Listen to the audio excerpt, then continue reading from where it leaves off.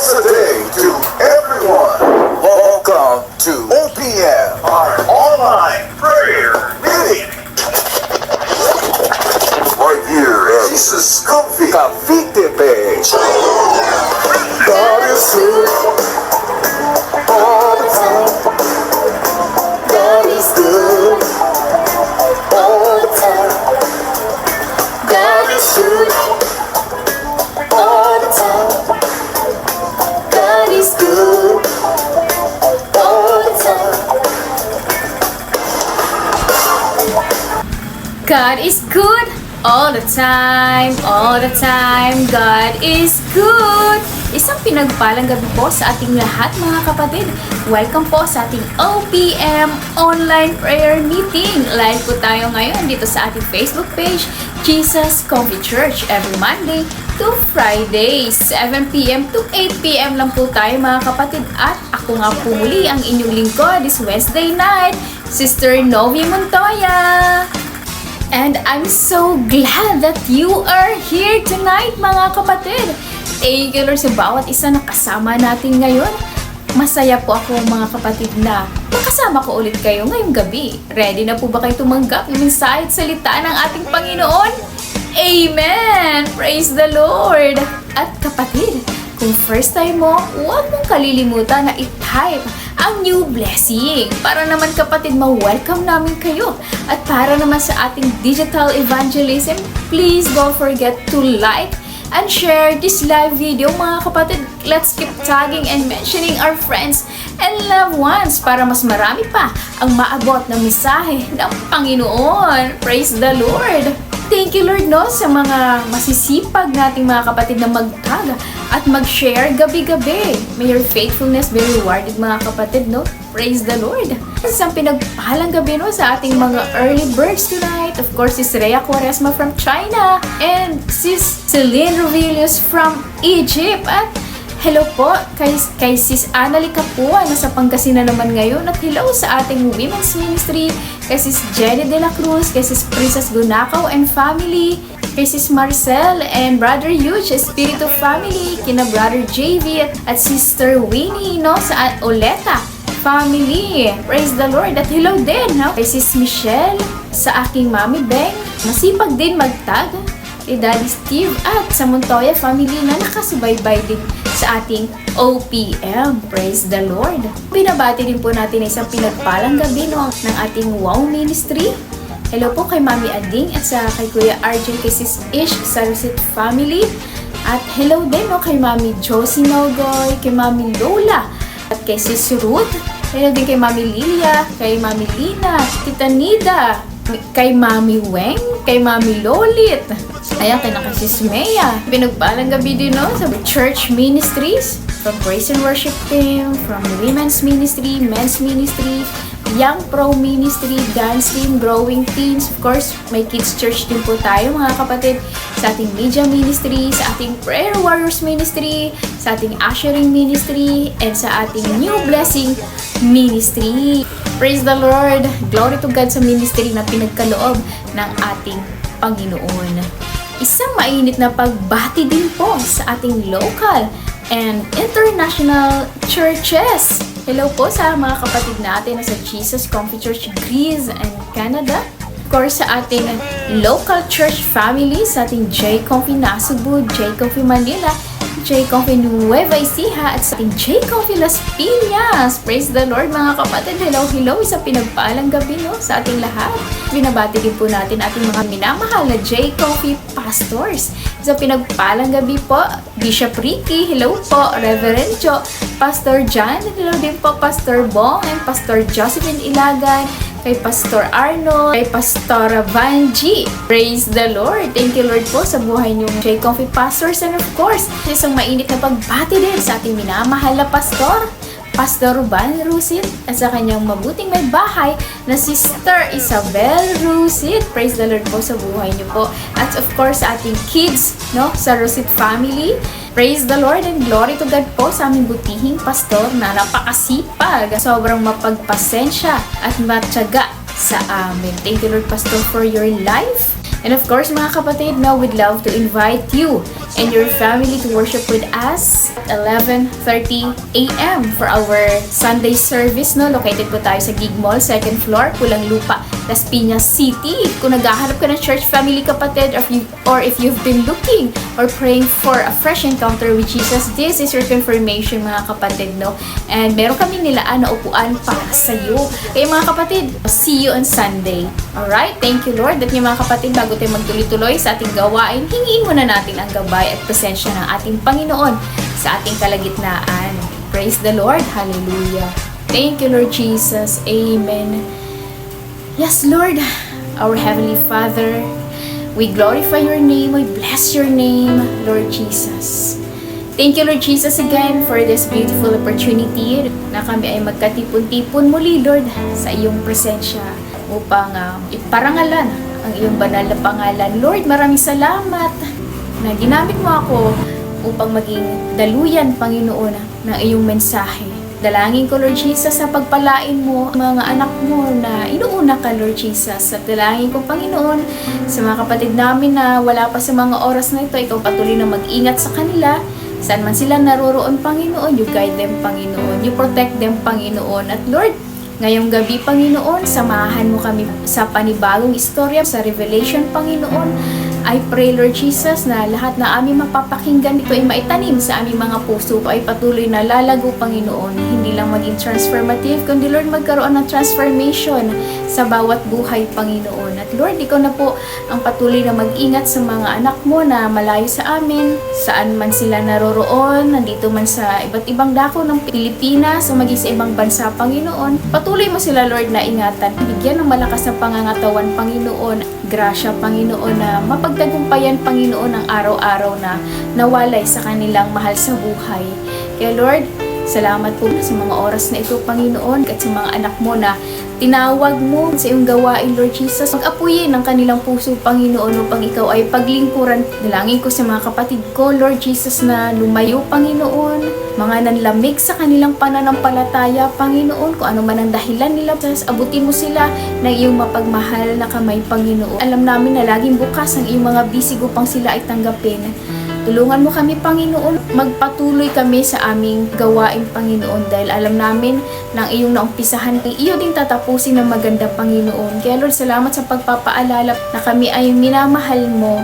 At salamat, Panginoon, sa grasya mo na napagtatagumpayan namin ang bawat laban, maging spiritual, Panginoon, emotional, Panginoon. Ikaw ang aming lakas, Panginoon. Ikaw ang lumalaban, Panginoon, para sa amin. Kaya Lord Jesus, dalangin namin ang mensahe ngayong gabi, Panginoon. Patuloy, Lord, na maitanim sa mga puso. Marami pa, Lord, ang maabot. Marami pa, Lord, ang makarinig, Panginoon. Marami ang magkaroon ng kaligtasan, Lord. Buksan mo ang kanilang puso, Lord, ang kanilang isip, Panginoon, at tanggapin ang iyong katotohanan, Panginoon, ang iyong salita, Panginoon. At Lord, basagin mo, Lord, ang mga pusong na nagmamatigas.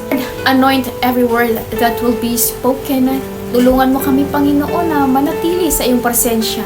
Lord, ngayong gabi, gamitin mo ako bilang iyong mouthpiece, Panginoon, na ang bawat maririnig manggagaling sa iyo. Lahat ng sasabihin ngayon, you bless and you anoint, Panginoon, with your oil, Panginoon. Thank you, sweet Holy Spirit, for you are here tonight. Kaya Lord, maraming salamat sa katagumpayan na aming gawain. Taging pangalan mo lamang ang maitataas, Lord Jesus, sa lahat. Kaya muli, Panginoon, tinataas ko lahat ang papuri at pagsamba tanging sa iyong banal at makapangyarihang pangalan ni Jesus. Amen. Amen. Amen. Amen. Praise the Lord. Katatapos lang po natin na manalangin, mga kapatid, no? At sa mga kapapasok pa lang, welcome po kayo sa ating OPM online prayer meeting here at Jesus Comfy Church. Tuloy-tuloy po ito, mga kapatid, no? From Monday to Friday, 7 p.m. to 8 p.m. lang po tayo, mga kapatid, sa ating Monday naman. Meron tayong Sunday service replay at syempre ang ating word. At for our Tuesday naman, no, makakasama naman natin ating buting pastor na magbabahagi ng salita ng ating Panginoon. No, meron tayong magagandang series every Sunday. At syempre sa ating Wednesday naman, ang inyong lingkod Sister Novi ang makakasama ninyo. For our Thursday night naman, makakasama naman natin si Brother Yuchi Spirito. And for our Friday naman, makakasama natin si Brother Jonard Oleta. Praise the Lord. Mga kapatid, no, lagi kayo invited sa ating mga gawain. Praise the Lord! At ngayon naman mga kapatid, it's time to worship the Lord. Isa na naman po ito sa original composition ng ating simbahan. Ang title po nito mga kapatid, Manatili Ka! Amen! Praise the Lord sa buhay ng ating praise and worship team na patuloy ipapagamit sa kaharian ng ating Panginoon. At maraming salamat din sa buhay ng ating media team na ilalagay ang lyrics ng ating kanta, Manatili Ka. Praise the Lord!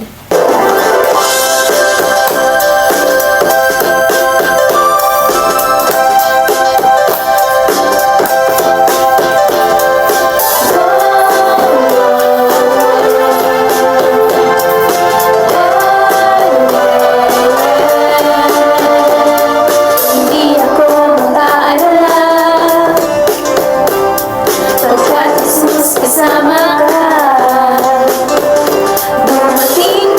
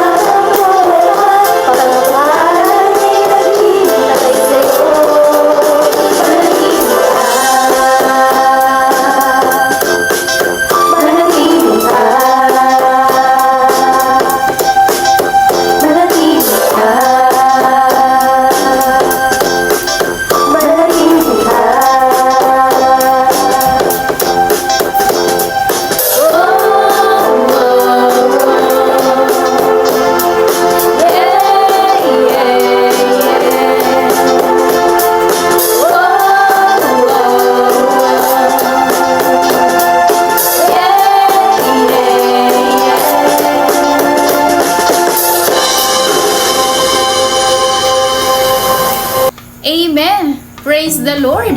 Manatili ka! Ano man ang sitwasyon, ano man ang pinagdadaanan natin sa buhay, manatili lang tayo sa ating puno ng ubas na walang iba kundi ating Panginoong Hesus Kristo upang tayo ay patuloy na mamunga. Praise the Lord! At yung inawit po natin kanina mga kapatid ay manatili ka, no? Original composition po ito ng ating simbahan, Jesus Comfy Church. Kung na-bless ka sa inawit natin kanina, we invite you to check our YouTube channel. Nasa comment section po natin ang link mga kapatid.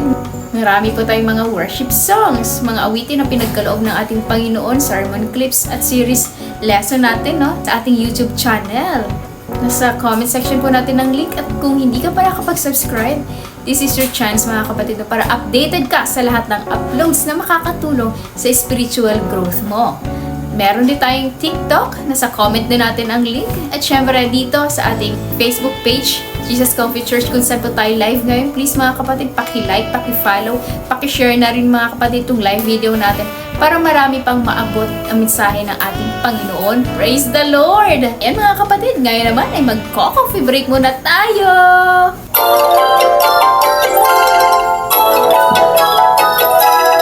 Dagdag kalaman, matutuklasan dito sa Coffee Break. That's a good idea!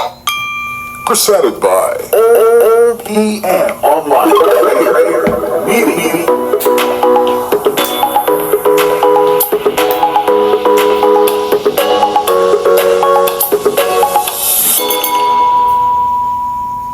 Amen! Praise the Lord! Ang ating J Coffee Break ngayong gabi mga kapatid ay mababasa natin sa Kawikaan o Proverbs chapter 29 verse 17. Kawikaan or Proverbs chapter 29 verse 17. Ang sabi po dito, ang anak mo'y busugin sa pangaral at pagdating ng araw, siya'y iyong karangalan. Amen! Mga kapatid, kung napapansin nyo, hindi lang sinabing turuan at disiplinahin, kundi busugin, ibig sabihin punuin, saturate, hindi simpleng correction, kundi gabay, turo, aral mula sa Diyos para spiritual food, no? Kapag ang anak ay busog sa salita at aral ng Panginoon, lalago sila sa pananampalataya, karunungan at takot sa Diyos. Kaya sa pangaral, spiritual guidance plus biblical discipline, godly wisdom. Kapag busog dito, hindi lang sila sumusunod dahil may utos, kundi matututo din silang mamuhay ayon sa kalooban ng Diyos. Dito nabubuo ang karakter, lumalalim ang pananampalataya at sa huli, sila ay magiging karangalan ng pamilya at kaluwalhatian sa Diyos. Tingnan natin, no? Si Jesus, siya nga di ba? Habang lumalaki siya ay busog sa pangaral at gabay ng kanyang mga magulang. Hindi lang basta instruction kundi spiritual nourishment. Kaya talaga naging matalino, naging matatag at handa sa misyon ng Ama, no? Kaya napakahalaga mga kapatid na bata pa lamang ay dinadala na natin ang ating mga anak, mga apo, mga pamangkin sa simbahan. Kagaya ni Jesus, no? Dito nagsisimula ang pagtatanim ng faith, character at takot sa Diyos sa kanilang puso. Kung si Jesus nga mas lalo tayong dapat na mag-invest sa puso at isip ng mga anak natin, hindi lang para sa ngayon, kundi para sa kanilang eternal destiny. Kaya na-invite ko namin kayo mga kapatid, no? Meron tayong Kids Church every Sunday at 11:30 a.m. Located po ito sa Gig Mall, 2nd floor, Pulang Lupa, Las Piñas City. Napakaganda nito mga kapatid na bata pa lamang ay natataniman na sila ng salita ng ating Panginoon. Ngayon pang sa kanilang paglaki ay hindi agad sila matangay, gawa ng kaaway at maagaw sa kanilang puso. Sabi nga diba sa Proverbs chapter 22 verse 6, train up a child in the way he should go, and when he is old, he will not depart from it. Amen? Kaya mga kapatid, tandaan natin, no, kapag busog ka sa pangaral ngayon, karangalan sa harap ng Diyos bukas. Hindi lang ito patungkol sa grades o medals. Maganda iyon, no? Dahil yun ay tunayan ng pabor at kabutihan ng ating Panginoon. Kundi, no, ang magkaroon ng takot at magmamahal sa Diyos. Kaya mga kids, wag dead mga advice ha. Wag din i-roll ang eyes pag tinutuwid ni mami at daddy. Makinig, i-absorb at i-practice. Parang brain food. Kung hindi mo i-digest, walang effect. At para sa mga magulang natin, thank you Lord po sa mga buhay nyo. At huwag po tayo magsawa, no? Ang goal ng pagtutuwid ay hindi lang obedience, kundi character formation. Patuloy po tayong manalangin, paggabay, pagtuturo ng salita ng Diyos sa ating mga anak. Dahil ang batang itinuro sa tamang daan, hindi lalayo sa Panginoon. Tandaan natin mga kapatid, busugin sa pangaral ngayon, karangalan bukas. Dahil ang batang binigay ng Diyos, dapat din nating ibalik, pabalik sa Diyos. At yan po ang ating Comfy Break! That's a good idea! Presented by OPM Online Prayer Meeting.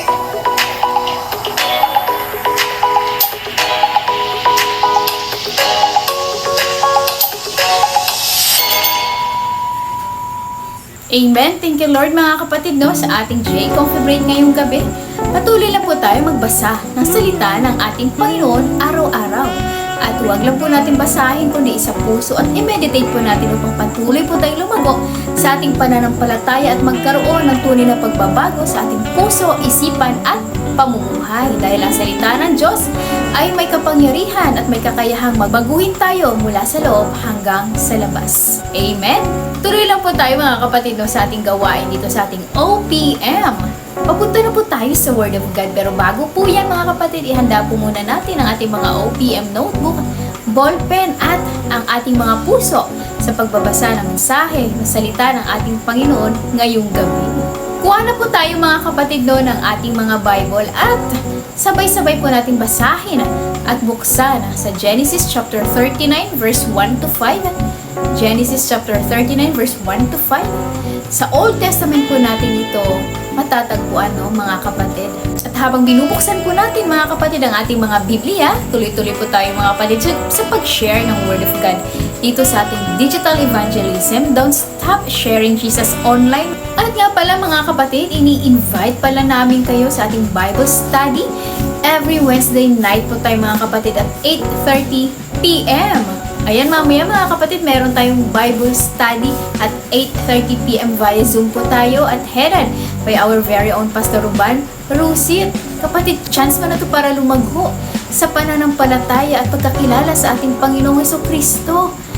Grabe, natapos na rin tayo sa Doctrine of Christ at maraming salamat sa buhay ng mga kapatid natin na nakasama natin sa ating pag-aaral mula umpisa hanggang dulo. Kaya mga kapatid, sa mga hindi pa naka-join sa ating Bible study, hindi pa huli ang lahat mga kapatid. And chance mo na to para mag-join.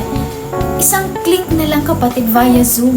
Huwag mo nang palampasin yung chance na matuto pa at lumago sa ating pagkakilala sa ating Panginoong Hesukristo. At nakaka-excite yung bago nating pag-aaralan, panibagong doktrina naman tayo.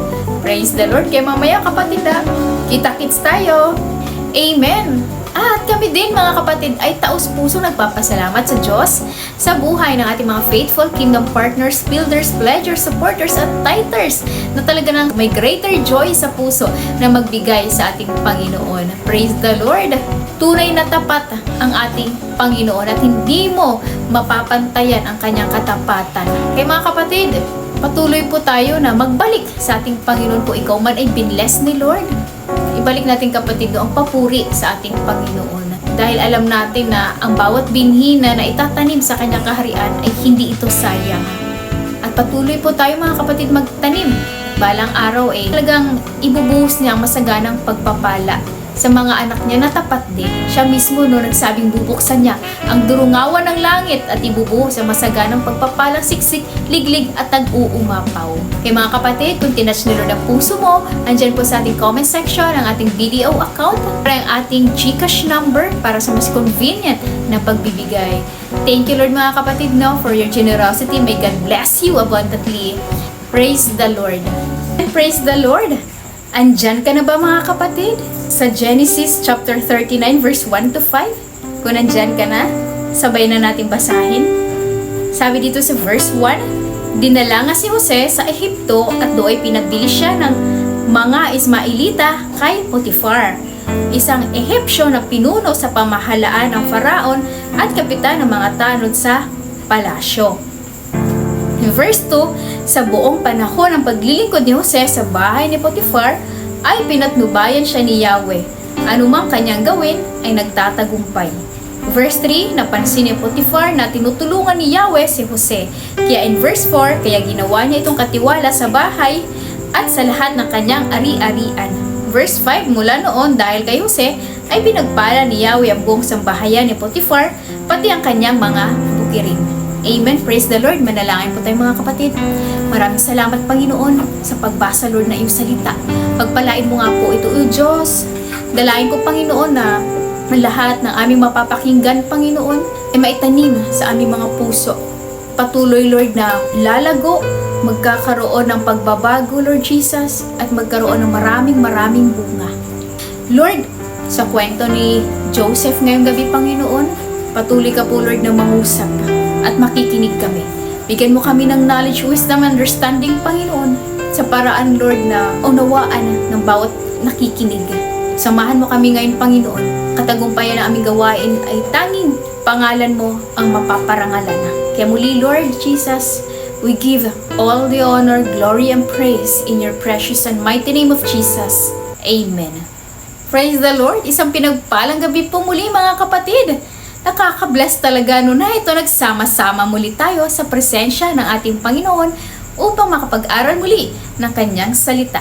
Hindi lang basta learning tonight, no? Because we're going deep. Let's get stirred and life-changing revelation. Amen? Kaya mga kapatid, tuloy-tuloy po tayo sa ating series, The Great Man in the Bible.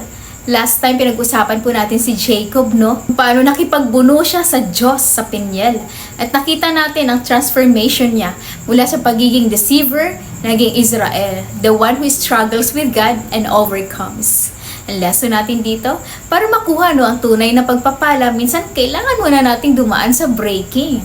Jacob walk away with a limp, pero dala niya ang mark ng Diyos at ang bagong identity. Amen? Ngayon naman mga kapatid, bago tayo dumako sa panibagong kwento, may tanong muna ako sa inyo. Sino dito ang nakaranas ng malayo sa pamilya? Yung bang siguro lumuwas sa Maynila, no? Or nag-iba na school o na-assign sa malayo. Sige nga mga kapatid, paki-comment nga kung paano nyo na-overcome ang distance pero lonely moments. Alam ko marami sa atin ang nakaka-relate dito, no? Bakit ko nga ba ito na ito mga kapatid, no? Kasi alam niyo ba sa kwento natin ngayon, ito din ay tungkol sa isang lalaki na nalayo rin sa kanyang pamilya. Pero hindi sa magandang paraan. At siya ay si Joseph ang ating pag-uusapan ngayong gabi. Si Joseph mga kapatid ay 17 years old lang, no? Nang malayo sa pamilya na dahil sa kanyang sariling mga kapatid. Yes! Imagine yung mga kapatid, nakakalungkot, no? Ilang birthday at special na celebration kaya ang na-miss niya. And here's the fire moment. He was never alone. Kasi kasama niya ang Diyos sa bawat hakbang. At tandaan natin mga kapatid, no? Kahit mag-isa ka physically, hindi ka mag-isa spiritually. Sabi natin Panginoon sa Deuteronomy chapter 31 verse 6, magpakatatag kayo at magpakatapang. Huwag kayong matakot o manlupaypay sapagkat ang Panginoon na inyong Diyos ay kasama ninyo, hindi niya kayo iiwan, ni pababayaan man. Amen! Always remember, wherever you are, include the Lord in your decisions. And God guides every step. So bago tayo dumako mga kapatid sa kwento ni Joseph, konting background muna tayo. Si Joseph po mga kapatid, ang pang-11 na anak ni Jacob. At hindi lang siya bastang anak, no, dahil paborito siya. Hindi naman sa hindi mahal ni Jacob ang iba niyang anak, pero si Joseph po kasi mga kapatid, sabi nga sa Bible, firstborn nila Rachel, ang true love ni Jacob. At kung matatandaan yung mga kapatid, no, si Jacob handa talagang maghintay at maghirap for Rachel. Imagine 14 years of labor, struggle, and patience. So si Joseph, born sa late years ni Jacob. Diba? A long-awaited, well-loved son. Dahil sobrang love ni Jacob sa kay Joseph, binigyan niya ito, no, si Joseph na isang multicolored coat. Ito ay visible, tangible proof ng favor at pagmamahal ni Jacob kay Joseph. Ginawa niya ito na multicolored na coat. Pero, here's the twist mga kapatid. God did not stop there kasi He began revealing His divine plans through Joseph's dreams. Visions na kahit mahirap intindihin, nagpapakita na may extraordinaryo talagang purpose ang buhay ng ating Panginoon kay Joseph. So, sinishare ni Joseph ang dreams niya sa mga kapatid niya, pero ang problem, hindi natuwa ang kanyang mga kapatid at lalong nainggit at nagalit pa sila kay Joseph. Bullying, rejection, kinancel din talaga si Joseph at hanggang sa planong patayin siya. Pero si Reuben, Ang compassionate brother nagkaroon ng intervention at ibinenta na lang si Joseph sa mga Ishmaelites or Midianite na mga traders papuntang Egypt. Grabe dito pa lang talaga namang makikita natin na yung pinagdaanan ni Joseph. Kaya ngayong gabi mga kapatid tingnan natin kung paano nga ba hinarap ni Joseph yun. Lahat ng mga pagsubok, yung rejection, yung envy, yung betrayal, at paano siya ginamit ng Diyos para sa mas malaking layunin. Kaya tandaan natin kapatid, kahit gaano pa kapigat ang pain, ang insult, or envy ng tao, God's plan is always bigger. At tonight mga kapatid, meron akong isi-share na 3 points sa inyo o 3 letter F para mas madali nating matandaan ang mensahe ng Diyos sa buhay ni Joseph. Ready na ba kayo mga kapatid? Type Amen nga sa comments natin. Amen! And for our first point tonight mga kapatid, type in the comments, faithful in suffering. Faithful in suffering. Maging tapat ka kahit sa gitna ng pagsubok. Sige nga, type nyo nga sa comments. Faithful in suffering. Lord, kahit mahirap, kahit rejected, kahit parang iniwan ako ng lahat, sasabihin ko pa rin, Lord, I will be faithful. Amen? Pero let's be honest mga kapatid, yung salitang suffering, hindi talaga siya magandang pakinggan, tama ba? Sino ba naman ang mag-volunteer mag-suffer? Sige nga. Sino ba gustong ma-reject? Sino ba gustong mawalan? At sino ba gustong masaktan? Wala. Kasi automatic ang kaakibat yan na stress, rejection, pain at loss. Kaya nga pag narinig natin, be faithful in suffering, aba, ang natural reaction natin, Lord, teka lang. Kota na nga ako, sunod-sunod na nga yung mga trials ko, tapos gusto mo pa maging faithful ako? At dahil negative agad ang dating ng word ng suffering, madalas negative din ang response natin. Tama ba? Kaya ito ang tanong mga kapatid, bakit kailangan pa rin natin maging faithful when life feels unfair? Because faithfulness reflects God's faithfulness. Faithfulness reflects God's faithfulness. Sabi sa Hebrews chapter 13 verse 8, Jesus Christ is the same yesterday, today, and forever. Amen! Kung faithful si Lord noon, faithful din siya ngayon at faithful din siya bukas. At hindi nagbabago ang kanyang katapatan dahil yan ang karakter ng ating Panginoon. Kaya kung siya ay tapat, mas lalo tayong dapat maging tapat sa Kanya. Not only in the good times, kundi lalo na sa seasons of suffering. Mahal mo ba si Lord mga kapatid? If yes, you will share the cup of His suffering. Sabi sa 2 Timothy chapter 2 verse 13, if we are faithless, He remains faithful, for He cannot deny Himself. Kapatid, kung si Lord faithful kahit tayo ay nagkukulang, ano pa ang reason natin para hindi maging faithful back to Him? Faith does not depend on what's visible. It rests on what's eternal. Sabi sa Isaiah chapter 42 verse 2, lumaan ka man sa malalim na tubig, sasamahan kita. Tatawid ka man sa ilog, hindi ka malulunod. Dumaan ka man sa apoy, hindi ka masusunog. Kahit gaano kalalim ang problema mo kapatid, yung tipong pakiramdam mo, lulubog ka na, kasama mo si Lord. Kaya hindi ka malulunod. Pero naaalala niyo ba mga kapatid si Peter sa Matthew chapter 14? Di ba lumakad siya sa tubig? Faith yun. Pero, nung mas naging real sa kanya yung alon kaysa kay Jesus, lumubog siya. Fear replaced faith. Pero catch this, hindi naman talaga siya pinabayaan ni Jesus. Kasi agad siyang inabot ni Jesus at sinabing, you of little faith, why did you doubt? Ano bang lesson dito? Staying faithful in suffering means trusting His word over your waves. Sabi sa Hebrews chapter 11 verse 6, without faith, it is impossible to please God. Ibig sabihin, faith is not optional, it's essential. Ang hinahanap ni Lord ay genuine trust. Lord, kahit madiliman ang nakikita ko sa ngayon, I will still believe that you are who you say you are. Amen?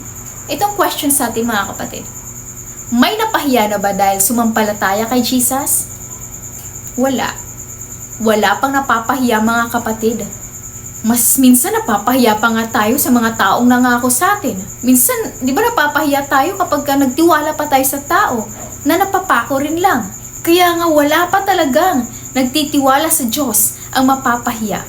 Ibig sabihin, hindi ka kailanman magiging loser kapag si Jesus ang pinili mong pagkatiwalaan. Kasi trustworthy ang ating Panginoon. Kaya malinaw diba sa Romans chapter 10 verse 11? Walang sinumang sumampalataya sa Diyos na napahiya. Amen! Joseph faithful through trials. Tingnan natin mga kapatid si Joseph sa Genesis chapter 37 verse 3 to 4. Sabi dito, diba, mas minahal ni Israel si Joseph kaysa iba niyang anak. Kaya nga talagang kinaiinggitan si Joseph ng kanyang mga kapatid.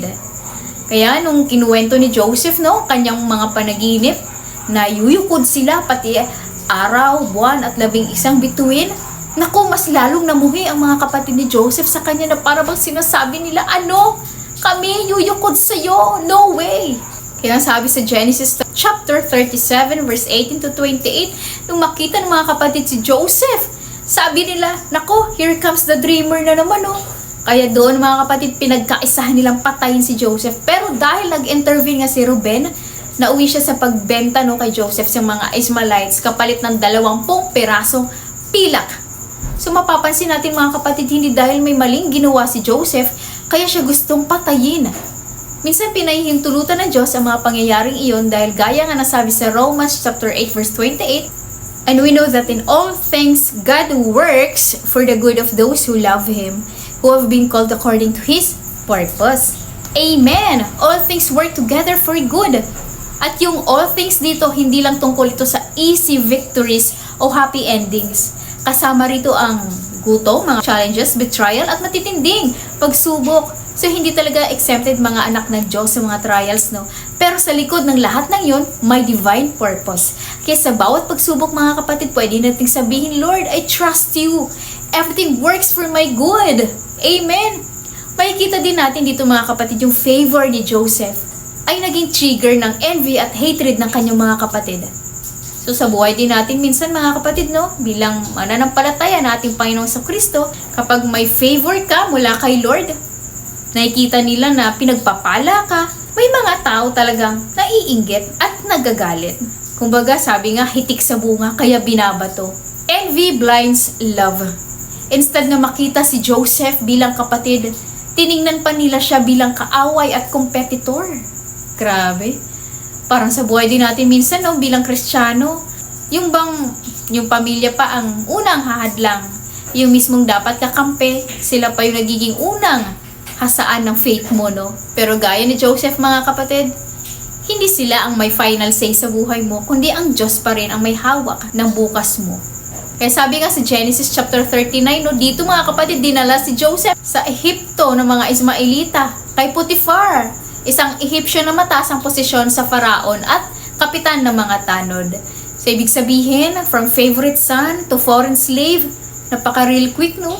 Pero kung tutuusin natin, hindi downgrade yun, set up ng Diyos yun para i-level up siya sa plano ng ating Panginoon. Alam nyo, isang araw inakit si Joseph ng asawa ni Potiphar. Siguro na love at first sight itong asawa ni Potiphar, no, kay Joseph. Kasi sabi sa Bible, si Joseph ay gwapo, matipuno, at bata pa. So basically, siya yung tipong ideal man siguro, no, sa panahon nila. Talagang araw-araw, tinitempt siya ng asawa ni Potiphar. Pero alam nyo ba, dahil si Joseph ang may integridad at takot sa Diyos, tinanggihan niya ito. Ang sabi niya, how then can I do this great wickedness and sin against God? Grabe si Joseph mga kapatid, no, una righteous siya at may fear of God. Pero kung ikaw kaya nasa sitwasyon ni Joseph mga kapatid, ano kayang gagawin mo? Sabi nga nila, palay na yung lumalapit sa manok, ba't hindi pa tukain? Pero alam nyo ba, ibang klase din tong si Joseph kasi hindi siya bumigay sa temptation. At hindi lang para sa mga lalaki itong mga kapatid. Lahat tayo ay dumadaan din, no, sa ganitong tukso in different forms. Pero alam niyo, sagot ni Joseph reminds us of James chapter 4 verse 5. So humble yourselves before God, resist the devil, and he will flee from you. Ang resist hindi lang ibig sabihin na makipag-wrestling ka sa tuksong kapatid. Hindi, resist means tumindig ka. Huwag mong i-entertain, huwag mong hahayaan, buksan ang pinto na yan para sa kaaway. Huwag mong bigyan ng chance. At ganun nga ang ginawa ni Joseph. He resisted the devil. Joseph's starting point was the fear of God. Mas inuna niya matakot sa Diyos kaysa matakot mawala ng posisyon. Kasi aminin natin mga kapatid, madalas ganito. Sige na nga, gawin ko na lang para hindi ako ma-demote. Sige na nga, bibigay ako para hindi ako matanggal. para hindi ako mawala ng favor sa tao. Pero alam niyo si Joseph, hindi siya driven ng fear of losing his status or of pleasing people. Kaya nung inakit siya ng asawa ni Potiphar, simple lang ang sagot niya. How can I sin against God? Notice the sequence mga kapatid. Nag-submit muna siya sa Diyos bago siya nag-resist. Kaya effective yung resistance kasi nga nakaangkla sa submission. Pero ito yung twist mga kapatid. False accusation ang kapalit ng faithfulness ni Joseph. Ouch! At saan siya nauwi? Sa kulungan. Kung tayo yun mga kapatid, malamang ang reaksyon natin, Lord, seryoso ba? Naging faithful na nga ako, gumawa ako ng tama, ito pa ang kapalit. Pero si Joseph, kahit nakakulong siya, nanatili siyang faithful. Walang compromise sa karakter niya, hindi siya nagreklamo, at doon mismo sa kulungan, ginamit siya ni Lord. Binigyan siya ng gift to interpret dreams. Kasama niya roon ng dalawang opisyal ng hari, ang cupbearer, ang pinaka-trusted sa palasyo, taga siguro na safe ang iniinom ng Pharaoh o ng hari, at ang panadero. So, pinaliwanag ni Joseph ang panaginip nilang dalawa at nagkatotoo. At dito mga kapatid na ibalik sa posisyon ang cupbearer at habang natupad din ang masakit na ending ng panadero. Pero here's the catch mga kapatid. Kahit tinulungan ni Joseph, maipaliwanag yung panaginip ng cupbearer at naibalik na nga siya sa tungkulin, pero nakalimutan niya si Joseph na tulungan. Ang sabi ni Joseph, kapag siya ay naibalik na sa kanyang tungkulin, huwag siyang kalilimutan doon sa kulungan. Pero nakabalik na nga siya sa kanyang tungkulin, yung cupbearer, nakalimutan niya si Joseph. Ouch! Parang summary ng buong buhay ni Joseph ganito, from favored son, betrayed brother, faithful servant, falsely accused prisoner, forgotten interpreter. Grabe no? Pero hindi doon natapos ang kwento ni Joseph. After 2 years, nanaginip ang Pharaoh. At alam niyo ba na walang makapagpaliwanag ng panaginip niya at doon biglang naalala ng cupbearer si Joseph. Yung cupbearer na tinulungan ni Joseph, maipaliwanag yung panaginip. Siya ang nagsabi sa Pharaoh. Pinatawag ngayon si Joseph ng hari at ipinaliwanag ni Joseph ang panaginip ni Pharaoh. Nasabi doon magkakaroon ng 7 years ng kasaganahan, kasunod nito'y 7 years ng tagutom. At alam niyo ba mga kapatid, nangyari nga lahat ayon sa salita ng Diyos. Dahil sa wisdom na binigay kay Joseph, mula kulungan, diretso siyang palas, at ginawa siyang tagapamahala ng buong Egypt. Grabe no, sa roller coaster ng buhay ni Joseph, nanatili siyang faithful. Hindi siya nag-compromise, because faith was not just belief for him, it was action under pressure. Hindi niya minadali ang timing ni Lord at yung proseso, at sa bawat testing, naging testimony yun. Yung integrity niya, ang naging passport niya to destiny. Suffering refines faith.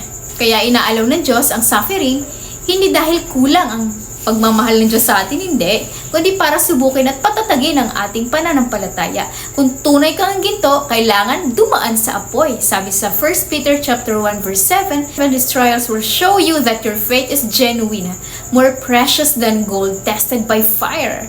Tingnan natin mga kapatid, naalala niyo ba si Job? Yung halos lahat na wala sa kanya, di ba yung anak niya, ari-arian niya, pati suporta ng asawa. Pero nanatiling faithful si Job. Sa huli, naibalik din ng Diyos ang higit pang nawala sa kanya. Kaya tayo rin mga kapatid, no? Manatili tayong tapat hanggang wakas. Sabi sa Psalms chapter 119 verse 50, "My comfort in my suffering is this, your promise preserves my life." So, sa gitna ng luha, sa gitna ng bigat, ang pangako ng Diyos ang tunay na kaaliwan natin at lakas. Hindi suffering ang may huling salita, kundi salita ng Diyos. Sabi nga sa Romans chapter 8 verse 18, "Our present sufferings are not worth comparing with the glory that will be revealed in us." Amen! Oo, masakit ang proseso kapatid, no? Pero tandaan mo, temporary lang lahat yan. Kaluwalhatian ay walang hanggan. Ang bawat sugat na tiniis mo ngayon ay magiging kwento ng tagumpay bukas. Kaya kapag dumaraan ka sa apoy, huwag kang matakot. Dahil dyan ka minomold ng Diyos para sa glory na ipapahayag niya sa iyo. Joseph's prison was training ground for the palace. Sa suffering, nakikita natin ang kamay ng Diyos. Sa trials, nakikita natin si Christ. Kaya dapat ang tugon natin with trust and hope. Faithfulness in hard times reveals trust not in circumstances but in the Lord. Kaya mga kapatid, nakikita natin ang suffering hindi sayang, kundi refining siya. Preparation siya. Di ba sabi nga sa 1 Peter chapter 3 verse 17, mas mabuti na magdusa sa paggawa ng mabuti kaysa paggawa ng masama. Diba, kung dadaan ka rin lang sa pagsubok, patuloy kang gumawa ng mabuti at mamuhay ng matuwid sa mata ng ating Panginoon, because every trial, heartache, and injustice para siyang mga chisel sa kamay ng Diyos. Ginagamit niya para hubugin ang ating faith. Tinatanggal ang dumi, yung pride, at ilabas ang tunay na anyo ng Christ-likeness sa atin. Kaya mga kapatid, sa susunod na dadaan ka sa apoy, huwag mong sabihin na, Lord, bakit naman ganito? Ako na naman. Kundi Lord, palitan mo ng Lord, ano bang gusto mong matutunan ko sa pagsubok na ito? Dahil mga kapatid, ang tunay na ginto, dadaan muna sa apoy bago kumislap. Kapag natapos na yung proseso na yon, hindi ka lalabas na basag, kundi refine na. Hindi ka lalabas na sunog, kundi makinang. Kasi ang faith mo, mas purified pa kaysa 24 karat na gold. Dito, handa ka nang lumakad sa purpose mo na matagal lang inihahanda ng Diyos para sa'yo. Dahil handa ka na eh. Pero hindi lang tayo tinawag mga kapatid para magtiis, tinawag din tayo para maging fruitful sa paglilingkod. Kasi ang tunay na pananampalataya, hindi lang matibay sa apoy, kundi mabunga rin sa gawain ng Diyos. Kaya mula suffering refines faith, ngayon naman, faith here's fruit in service. Kaya for our second effort tonight mga kapatid, type nyo nga sa comments, fruitful in service. Fruitful in service. Sige nga, sabihin nyo, Lord, help me to be fruitful in all that I do. Kasi mga kapatid, ito ang totoo. Fruitfulness is not situational. It's spiritual. Kahit saan ka mandalhin, you serve with excellence. Hindi lang kapag malalaking opportunities ang dumating, tsaka mo gagalingan. Dapat kahit sa pinakamaliliit na task, ibigay mo pa rin ang best mo para kay Lord. Why? Because God can use even the small things to bring big blessings. Kaya diba si Joseph prospered wherever he was. Diba? From pit to Potiphar's house, from prison to Pharaoh's palace, fruitful si Joseph. Bakit? Hindi dahil madiskarte siya ha. And the key, the Lord was with Joseph. Alam niyo mga kapatid, sa buong panahon ng paglilingkod ni Jose sa bahay ni Potiphar, ay pinatnubayan siya ni Yahweh. Kaya anuman ang kanyang gawin ay nagtatagumpay siya. Kaya ginawa niya itong katiwala sa bahay at sa lahat niyang ari-arian. Grabe no? Paulit-ulit na sinabi, the Lord was with Joseph. Ibig sabihin, kung kasama mo ang Diyos, talagang mamumunga ka sa lahat ng area. Hindi ka matutuyo, maging productive ka. Because where God's presence is, there is a favor. At dahil andun ang favor, kahit sino ang nakapaligid sa'yo, ay mabibless din dahil sa'yo. Na para bang sinasabi ni Lord, anak, saan ka man dalhin? Nasa'yo ang pagpapala. Anak, saan ka man ngayon? Akong bahalang mag-bless sa'yo. Kaya mga kapatid, imagine Joseph in prison. Nakalimutan siya ng cupbearer for 2 years. But God never forgot. Kahit minsan nakalimutan ka ng tao, tandaan mo sa langit, bawat faithful act mo ay naka-record. Kaya kahit alipin si Joseph, excellent pa rin. Kahit nasa preso siya, ginawa pa rin siyang in charge. Kasi faithful siya. Maliman ang sitwasyon, nandun pa rin ang favor ng Diyos. Fruitful si Joseph kasi rooted siya kay Lord. Sabi sa Psalm chapter 1 verse 3, katulad niya'y punong kahoy sa tabi ng batisan. Laging sariwa ang dahon at numumunga sa takdang panahon. Ano man ang kanyang gawin, siya'y nagtatagumpay. Marahil mali ang sitwasyon pero nandun ang favor ng Diyos. Fruitful si Joseph kasi rooted siya kay Lord. Kapag ang ugat mo nakaplan sa presence ng Diyos, kahit saan ka dalhin, mamumunga ka. Kaya kahit walang nakakakita sa'yo, nag-e-excel ka pa rin. Why? Because you're not waiting for likes. You're not working for clubs. You're not waiting for promotions. You're working for the King of Kings. Kaya kahit walang nakakita sa ginagawa mo kapatid, Diyos ang audience mo. Fruitful because of humility and dependence on God. Alam niyo mga kapatid, nung nangangailangan si Pharaoh ng interpreter ng dreams, naalala siya di ba ng cupbearer at si Joseph nga ang tinawag. Sabi sa Genesis chapter 41 verse 28 to 31, nung naipaliwanag na ni Joseph na may darating na 7 years of abundance and tapos 7 years of famine, ito ang amazing. Kasi si Joseph hindi siya nagyabang, hindi siya nag-apply sa Pharaoh na parang ako na lang kunin mo tagapamahala Pharaoh kasi akong pinakamatalino dito eh. Hindi niya sinabi na ako ang dream master, genius ako eh. Hindi. Kumbaga na-amaze si Pharaoh sa wisdom ni Joseph at mismong si Pharaoh ang nag-angat sa kanya bilang governor, second to the highest position. Pero tandaan natin mga kapatid, it was not Joseph's brilliance, it was God. Kasi promotion comes from the Lord. Walang tao, walang sistema, walang Pharaoh ang makakapigil sa plano ng Diyos at si Lord talaga ang nag-angat sa kanya sa posisyon. At kung makikita natin, grabe din yung humility ni Joseph. Sabi na sa Genesis chapter 41 verse 16, hindi po ako ang makapagpaliwanag kamahalan.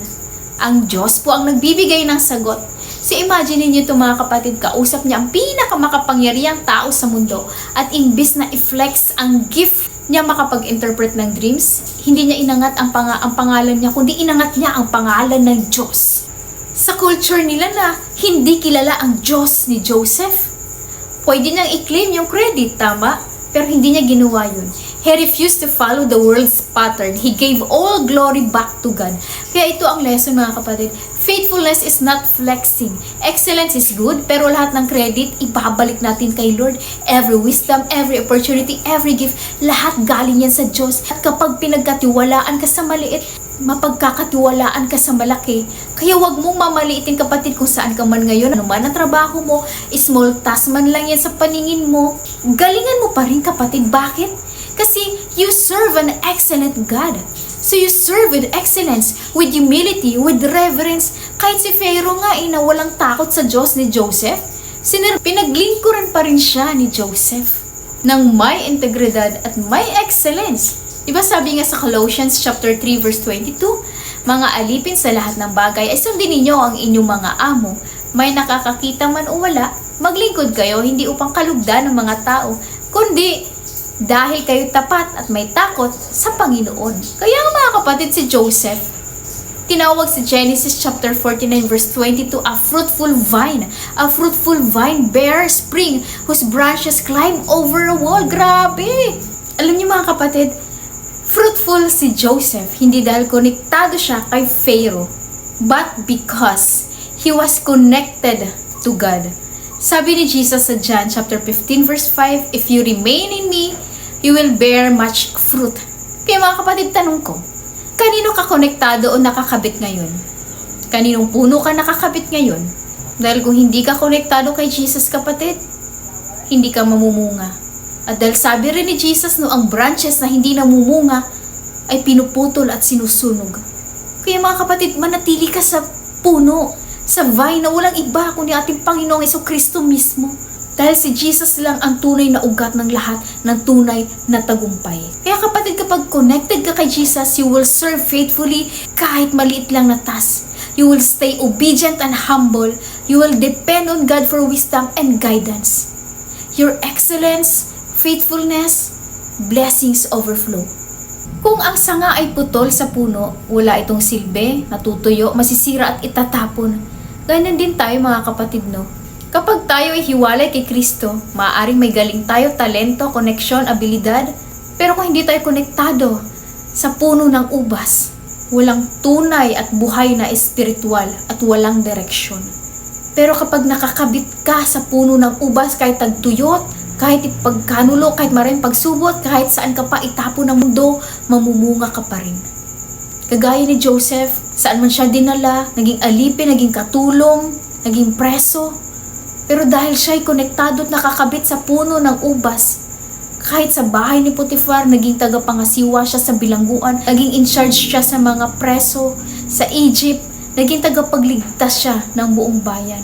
Kung hindi siya nanatili sa puno ng ubas, kapag hiwalay ka kay Jesus kapatid, kahit anong pilit mong mamunga, mabibigo ka. Kung gusto mong mamunga sa pamilya mo, sa ministry, sa buhay mo, huwag kang bibitaw kapatid kay Jesus. Dahil si Jesus lang ang tunay na ugat ng lahat ng tunay na tagumpay. Kaya manatili ka kapatid sa puno, konektado sa puno ng ubas. Imagine ikaw si Joseph kapatid, betrayed, imprisoned, underestimated. Susuko ka ba? O magsiserve ka pa rin with excellence? Sige nga kapatid, type niyo sa comments, I choose faithfulness because fruitfulness doesn't come from your platform, followers or title. It comes from fruitfulness, obedience, humility, and dependence on God. Kapatid, kahit nasa pit ka man ngayon o sa kulungan man ngayon, na pakiramdam mo na Wala na yatang pag-asa, pero kay Lord laging may pag-asa. Kahit nasa prison ka or nasa palace ka, kapag rooted ka kay Jesus, mamumunga ka, kapatid. At ang bunga na yan, hindi lang yan para sa'yo, kundi para sa susunod na henerasyon. Kaya kung feeling mo, kapatid, kagaya ni Joseph, betrayed, imprisoned, underestimated, don't give up, mga kapatid. Mag-serve ka pa rin with excellence. Bakit? Kasi hindi ka maglilingkod sa kung sino-sinong boss lang. Hindi lang sa may-ari ng kumpanya. Ang ultimate boss mo ay King of King, Lord of Lords, may-ari ng langit at lupa. Kaya saan ka man nilagay ngayon, sa office, sa school, sa bahay, kahit unnoticed, serve Him faithfully. Dahil kapag si Lord ang audience mo, walang maliit na gawain, lahat may eternal weight. Kaya kapatid, kagaya ni Joseph, dahil sa divine wisdom at presence ng Lord, he bore fruit at nakapagbigay ng blessings sa marami. Kaya mga kapatid, faithful tayo in suffering, fruitful tayo in service. Pero ito na yung pinakahuling level up ng point natin tonight. Ready na ba kayo mga kapatid? Alam niyo, faithfulness and fruitfulness will always be tested sa pinaka-sensitive na area ng buhay natin. At yun ang puso. At ang pinaka-test, forgiveness. Kaya for our third point tonight, mga kapatid, type nyo nga sa comments, forgiving with grace. Forgiving with grace. Forgiveness.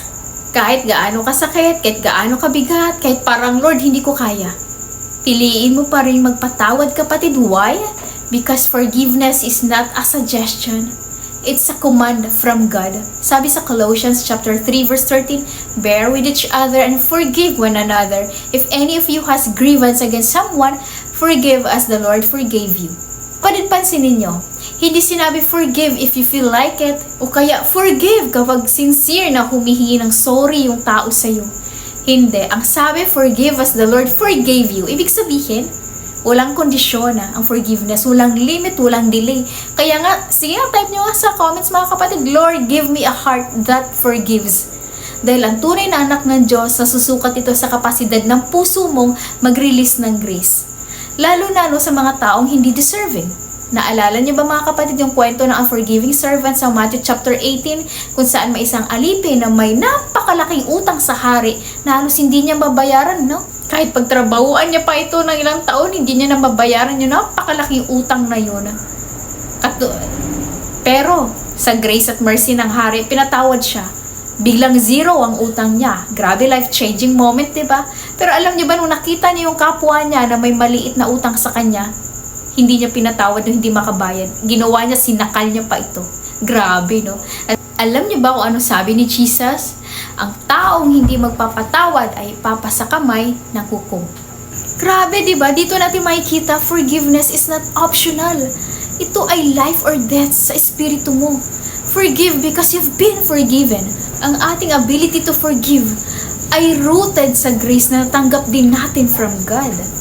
May kapangyarihan ka magpalaya, kapatid, ng sarili mong galit, kaya huwag mong piliing maging prisoner ng galit at bitterness. Yung grace na binigay ni Lord sa'yo, kapatid, para makapagpatawad din tayo ng kapwa natin. Forgiveness does not just free the other person, it frees you. It's grace working in action. Dito mga kapatid sa istorya ni Joseph in Genesis chapter 45, after years of pit, prison, and palace, matapos ang 7 years of abundance, dumating na rin ang 7 years of famine. Naging mahusay ang leadership ni Joseph because God was with him. Naging handa ang Egypt. Pero sa Kanaan, tinamaan ang gutom ang pamilya niya. Kaya sinugo ni Jacob ang kanyang mga anak. Oo, yung mismong mga kapatid ni Joseph na nagtangka minsang pumatay at magbenta sa kanya, para bumili ng pagkain sa Egypt. So doon, inutusan ni Jacob na bumili sila ng pagkain sa Egypt. At alam niyo ba, doon, natupad ang panaginip ni Joseph na yumukod sila sa kanyang harapan. Pero hindi nila siya nakilala, Halimbawa kapatid, ko ikaw si Joseph, ikaw na sa sitwasyon niya, ano ang gagawin mo? Andiyan na sa harap mo yung opportunity. Maghihiganti ka ba? Sasabihin mo na, ayan, buti nga sa inyo. 'Di ba? Yan yung kabayaran sa ginawa niyo sa akin. Pero alam niyo ba mga kapatid, Joseph did not choose revenge. He chose grace.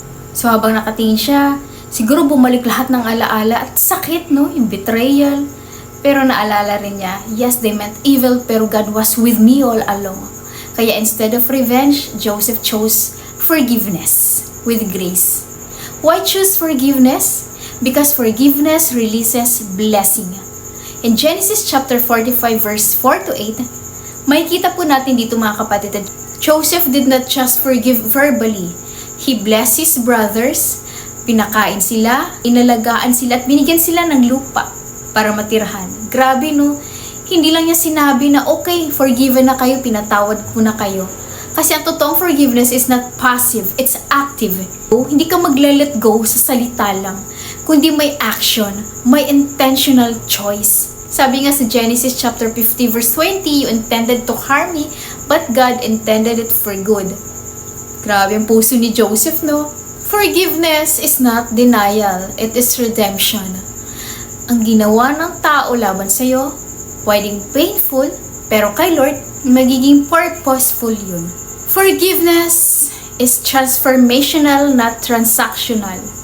Worldly forgiveness sounds like this. Okay, sige, I forgive you. Pero huwag ka nalalapit sa akin kasi galit pa rin ako sa'yo. Nanggigigil pa rin ako sa'yo. Pero Christ-like forgiveness says, I release you, I bless you, kahit hindi ka mag-sorry, I choose to forgive you, and I love you. Sabi sa Matthew chapter 18 verse 21 to 22, then Peter came to Jesus and asked, Lord, how many times shall I forgive my brother or sister who sin against me? Up to 7 times? And Jesus answered, I tell you not 7 times but 77 times. Imaginein mo si Peter, no, feeling generous na siya sa 7. Pero sagot ni Jesus, not 7 but 77. Kung may calculator ka kapatid, kwentahin mo, that's 490. Pero ang point ni Jesus dito, hindi ito literal na bilang. It means unlimited forgiveness. It means completeness, overflow. Hindi ito nakabase sa apology ng tao. Ito ay nakaugat sa grace and love ni Kristo. Sabi nga diba sa Colossians 3:13, forgive as the Lord forgave you. Lagi pabalik sa cross ang standard mga kapatid. Tandaan natin, hindi tayo pinatawad ni Jesus dahil deserving tayo. Pinatawad tayo kasi ganun siya magmahal. Kahit unlovable tayo. Hindi naman talaga natin deserve na patawarin, pero generous ang pagpapatawad ni Lord sa atin. Choose forgiveness because forgiveness opens the door for reconciliation and healing. Joseph's forgiveness did not just save his family from famine, it restored their relationship. Kapatid, minsan yung rejection mo ay redirection pala ni Lord. Yung closed door na iniyakan mo, divine detour pala. Alam niyo, naalala niyo ba si Stephen sa Acts chapter 5 verse 59 to 60? Habang binabato siya hanggang mamatay, nagpray si Stephen, sabi ni Lord, do not hold this sin against them. Kung si Stephen nga in the face of death, pinili pa rin magpatawad, anong excuse natin para hindi magpatawad ng kapwa? Alam niyo, yung pinaka-ultimate model natin of forgiveness ay walang iba kundi si Jesus Himself. Sabi nga diba doon sa Luke chapter 23 verse 34, sa 7 last words niya, no, while hanging on the cross, Jesus prayed, Father, forgive them for they do not know what they are doing. Grabe kung si Jesus nga kapatid, duguan at sugatan, sinalo lahat ng kasalanan ng mundo.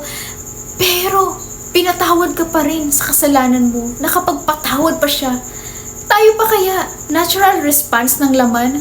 Hindi, Lord, maghihiganti ako kasi nasaktan ako eh. Hindi pwede to, Lord. Pero alam niyo mga kapatid, kung titingin ka sa ginawa ng tao, talagang masasaktan ka. Pero kapag tumingin ka sa ginawa ni Jesucristo sa krus, maiiyak ka na lang. Maiiyak ka na lang sa grace ni Lord. Na Lord, grabe pinatawad mo kahit makasalanan ako, kahit hindi ako deserving. Tandaan natin kapatid, forgiveness is not weakness. It's strength under grace. Forgiveness does not erase the wound, but it redeems the story. Forgiveness does not just free others, it frees you. So tonight mga kapatid, don't let bitterness chain your heart. Release it, pray for them, bless them, and move forward. Because when you forgive with grace, you don't just close a painful chapter, you open a divine future. Kaya type it again sa comments mga kapatid, Lord, give me a heart that forgives. Kaya mga kapatid, huwag mong dalhin yung pain, yung offense at bitterness hanggang 2026 o kahit pag-uumabot ang December. I-release mo na yan kapatid, and let go mo na lahat ng bitterness sa puso mo. At kung may naaalala kang tao na nakasakit sa'yo, i-lift up mo sila kay Lord. And declare, Lord, I release them, I bless them, and I forgive them. At kung ikaw mismo ang nakasakit, kapatid, hindi rin ako exempted dito, kapatid. Kung may nasabi man ako, may nagawa ako, may na-offend ako sa inyo, I sincerely ask for forgiveness. Kung nakapagsalita ka rin ng masakit sa kapwa mo, sa pamilya mo, sa kaibigan mo, o sa kapatid mo sa pananampalataya, this is the perfect moment para humingi ng tawad at maranasan din natin ang grace, ang kapatawaran ng ating Diyos Ama sa langit. Kaya tonight mga kapatid, release it, let go, and let God.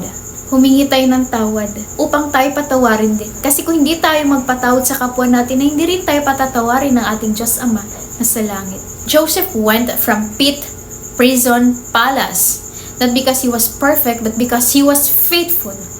Kung si Joseph nakapagpatawad sa mga kapatid niyang literal na nagbenta sa kanya, ikaw din kapatid kaya mo. Dahil nasa iyo si Kristo as the Lord was with Joseph. At kung si Kristo ang kasama mo, kaya mo ang lahat. Faithfulness will make you stand. Fruitfulness will make you shine. Forgiveness will make you free. Huwag mo dalhin kapatid yung bitterness sa puso mo.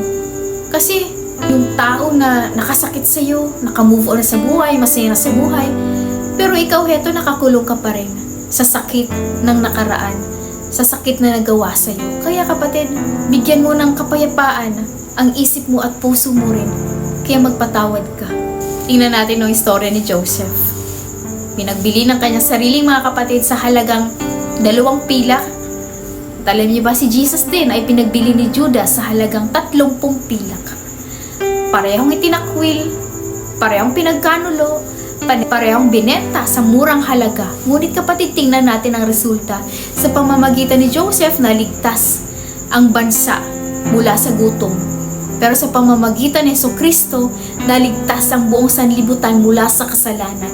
Kung si Joseph ay nagsabi, "You meant evil against me, but God meant it for good." Pero si Jesus, sinabi niya, habang siya'y nakabayubay sa krus, "Father, forgive them, for they do not know what they do." Nakikita niyo ba mga kapatid? Si Joseph shed tears for reconciliation. Si Jesus shed His blood for redemption. Si Joseph forgave his betrayers to restore his family. Si Jesus forgave his enemies to redeem humanity. Joseph's life was foreshadowing, a prophetic picture pointing to Jesus Christ, the greater Joseph. Kung paanong si Joseph mula sa balon ay dinala sa palasyo upang magligtas ng buhay, si Jesus mula sa libingan ay muling nabuhay noong 3 araw upang magbigay buhay. Sa maliit na halaga, pinagbili si Jesus. Ngunit ang kabayaran sa ating kasalanan ay walang katumbas na halaga. Sa kanyang dugo, fully paid na tayo. At ngayon, bilang mga anak ng Diyos, tinawag tayo na mamuhay hindi lamang bilang faithful at fruitful, kundi higit sa lahat forgiving. Dahil sa bawat pagpili nating magpatawad, mas nagiging kawangis tayo ng ating Panginoong Jesucristo. Kaya ngayong gabi mga kapatid, kung ikaw to na hindi pa rin makapagpatawad sa kapwa mo, i-release mo na yung kapatid. At humingi tayo ng patawad sa Diyos.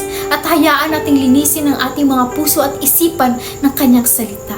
Mangyayari lang yun kung buong puso nating tatanggapin ang ating Panginoong Jesucristo bilang Panginoon at tagapagligtas.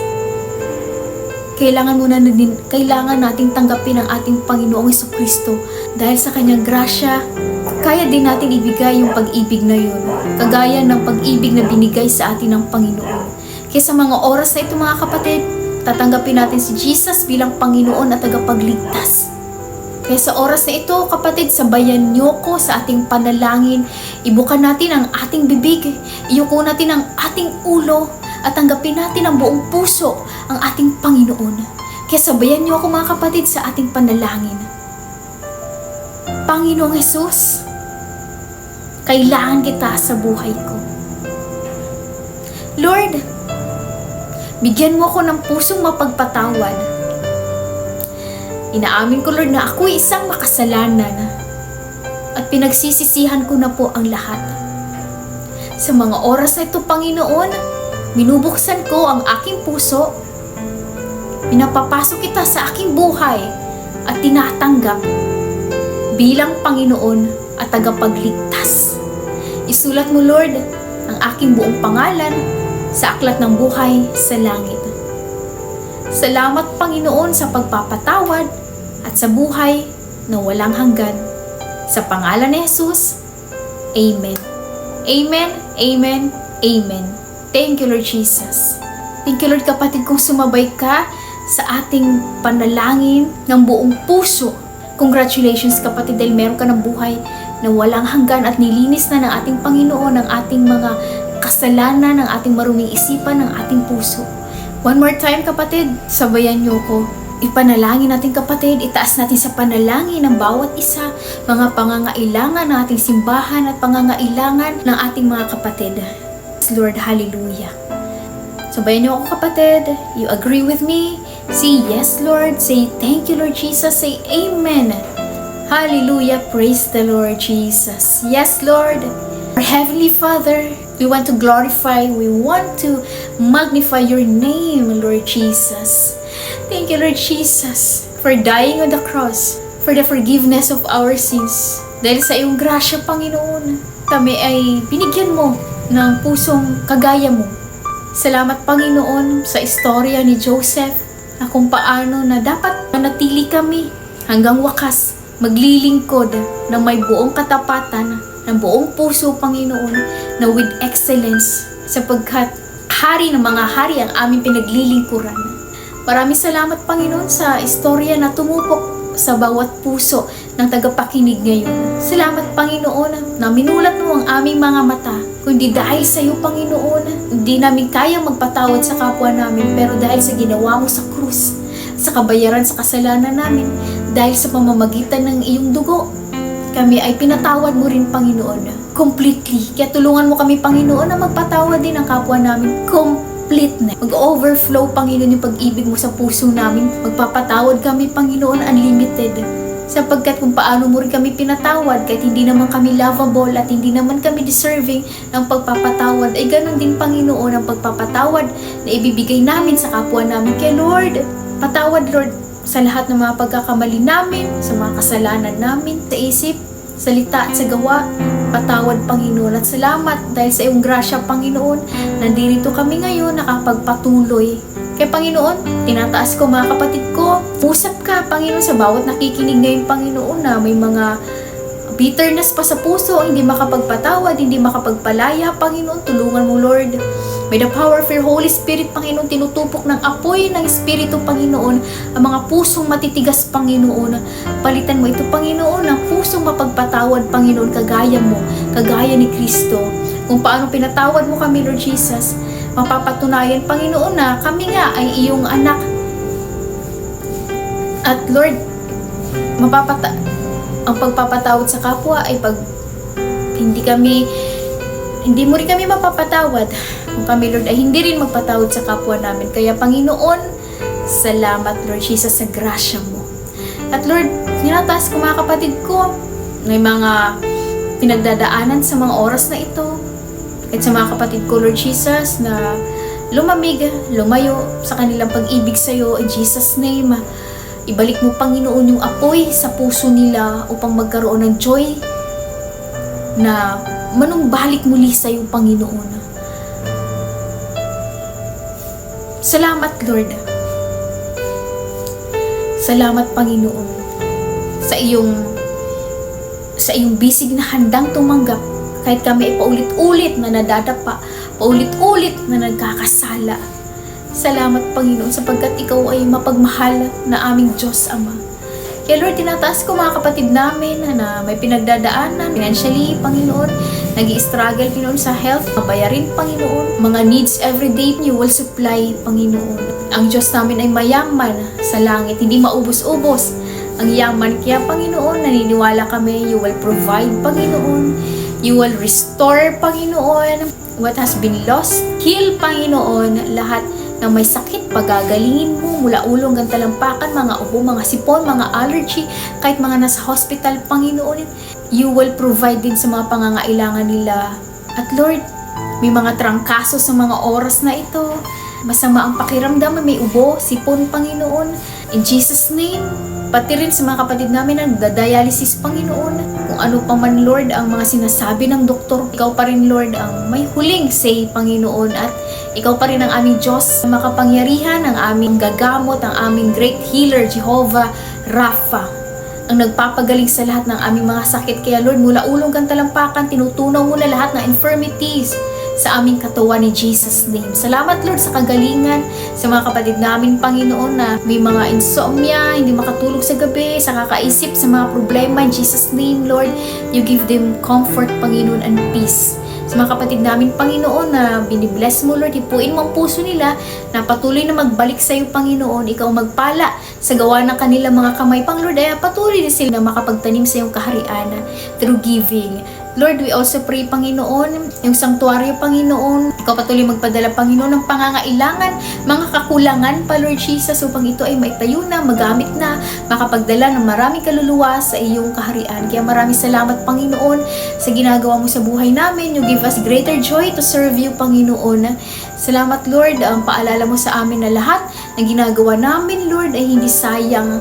Lahat na ito, Panginoon, ay may reward, Panginoon. Tulungan mo kami na tumingin lamang sa iyo, hindi sa mundong ito. Salamat, Panginoon. Palakasin mo kami, Panginoon. Dagdagan mo aming pananampalataya upang, Lord, makapagpatuloy pa kami, Panginoon. Makapaghayo pa kami, Panginoon. Makapagdala pa kami ng maraming kaluluwa sa iyong kaharian. Kaya, Lord, patawarin mo kami sa aming mga kasalanan.